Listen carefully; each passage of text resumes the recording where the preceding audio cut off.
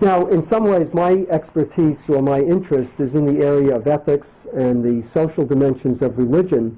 And the question often comes up in an introductory class, for instance, well, how do you define religion? And I spent the first 2 or 3 classes of the present semester working with the students on that. How exactly do you define religion? And so the definition that we've come up with tentatively at this point in the semester is a definition that's pretty much based on the students' understanding, which tends to focus on some very clear common points, that religion has to do with communities. It also has to do with individuals.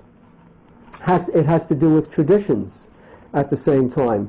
And all of these categories, whether it's the individual, the group, or the tradition, have to do with answering some fundamental questions about the meaning of life.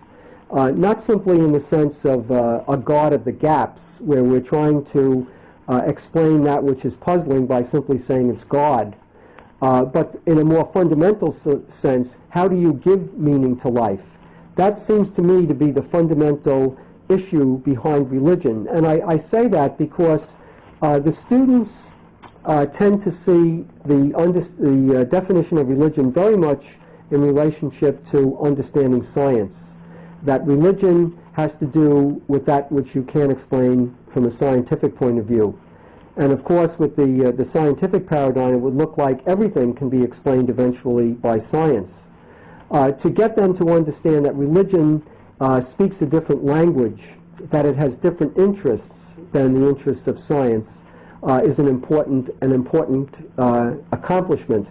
So when you talk about a definition of religion, you're really talking about approaches to religion and what religion does, rather than giving a classic definition religion is.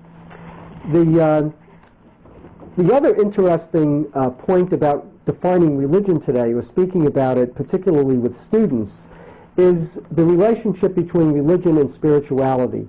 I find students over the last several years much more interested in the question of spirituality than they are in religion. Now you might say, well, what's the difference? Are the two terms equal? Are they reciprocal?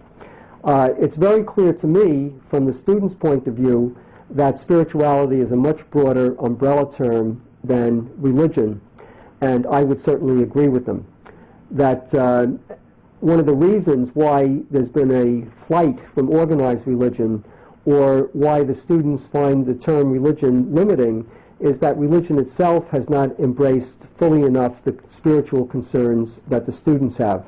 And sometimes in interviewing individuals, they'll say, well, I'll go to church to practice religion, but if I really want to develop my spirituality, I would never go talk to a priest about this in church. That's a very puzzling response, and yet I think it's fairly widespread in American society. If you were to go to Barnes & Noble, there are many more bookcases dedicated to the area of spirituality than there would ever be devoted to the area of religion. When we do talk about religion, what I find many of the students to be are traditional Catholics, since 75% of our students are Catholic. But I think they tend to look at Catholicism as part of a lifestyle. And they do not see this as a rigorous set of beliefs.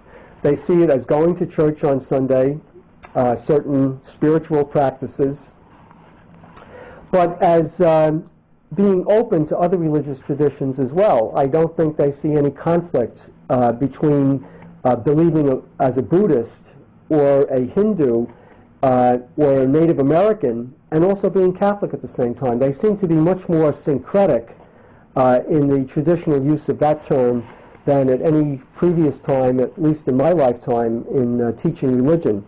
And they seem to be very comfortable with that, very open to learning the religious traditions of other cultures and incorporating some of these even into their own lives. We spent some time, for instance, this morning speaking about Mexican traditional religion on the Day of Death and how that has been incorporated into Roman Catholic thinking.